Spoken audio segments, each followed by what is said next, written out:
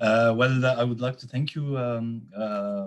Thank you, Absa. Thank you, Jeffrey and Rima, to give me for having given me the room actually to write this chapter. It was a great pleasure. It was a very difficult task actually to talk about ecology broadly in an exhaustive way, at the same time concise to 4,500 words. Getting back to Larissa's command that I should maybe do a comparative with other ecological movements in the Arab world, which is something quite difficult, but actually it is part of my research agenda.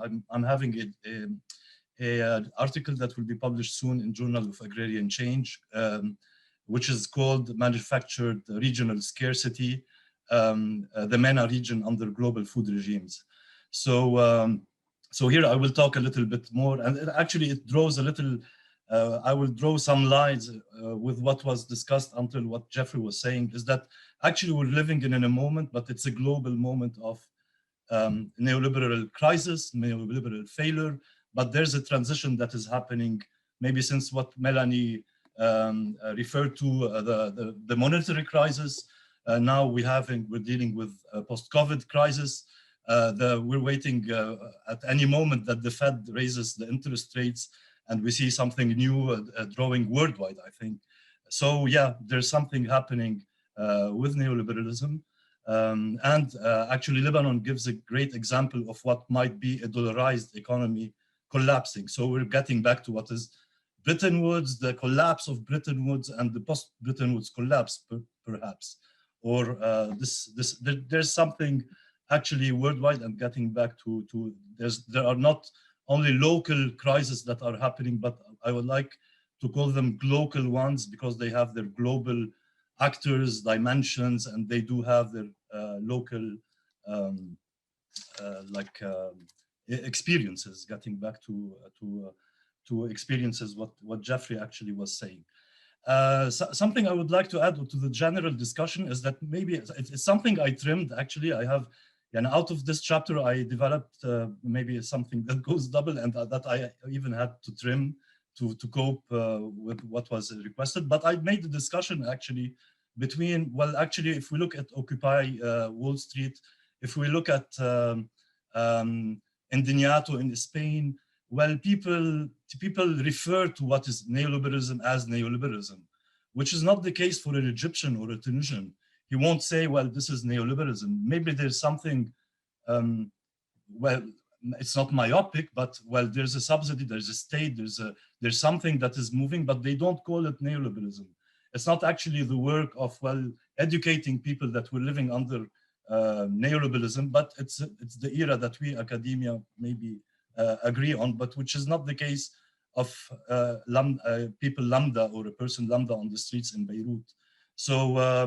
So this is, I think, also to think about, and something related also to what Jeffrey was saying, is that also I actually wrote three chapters of the programs out of 10 of Beirut Madinati. So and maybe I like mentioning them as liberals today is a bit like heart aching, but it's the case. Actually, what is left are actually liberals, and it was a very tough exercise to deal with those when I was working with them for the campaign.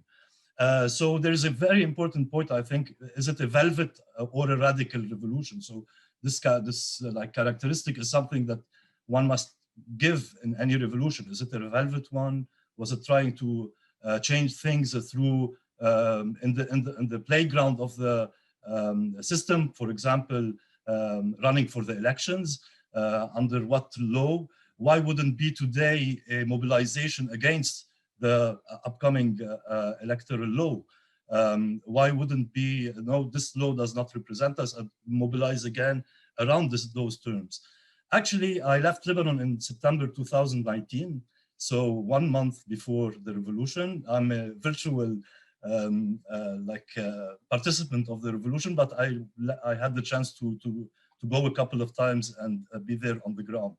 But when I was in September, I actually carried with me a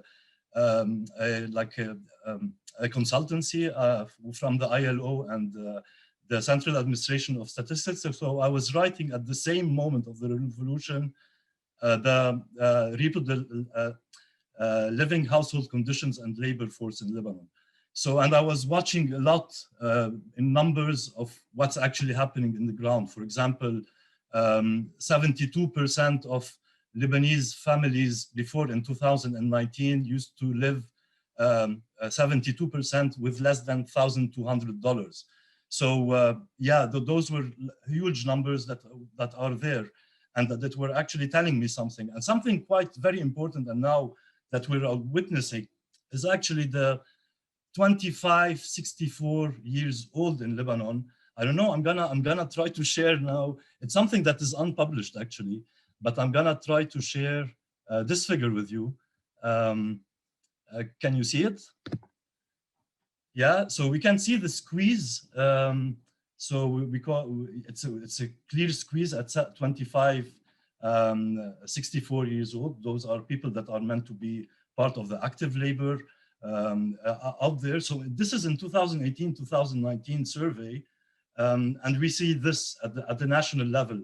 And I'm wondering today where we are in this squeeze.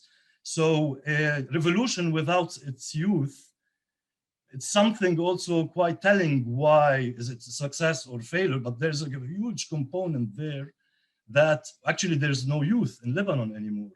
And more of that, something I experimented a week ago when I was in Beirut, is that I was really happy when I saw a child. Frankly, it was very rare to see a child.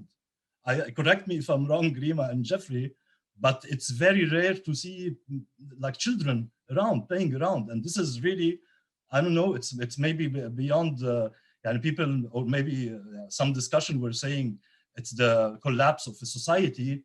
Well, maybe now we're living into something like that actually in Lebanon, where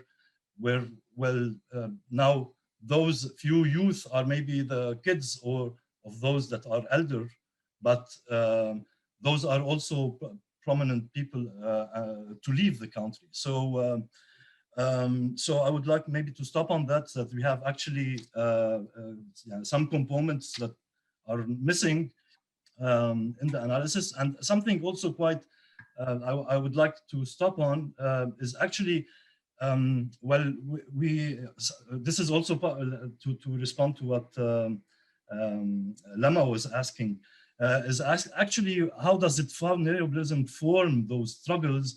Well, it deforms it, it tames civil society, well, and also at the same time the discursive in Lebanon. So we tend to say, for example, well, there's over-hiring in civil servants positions.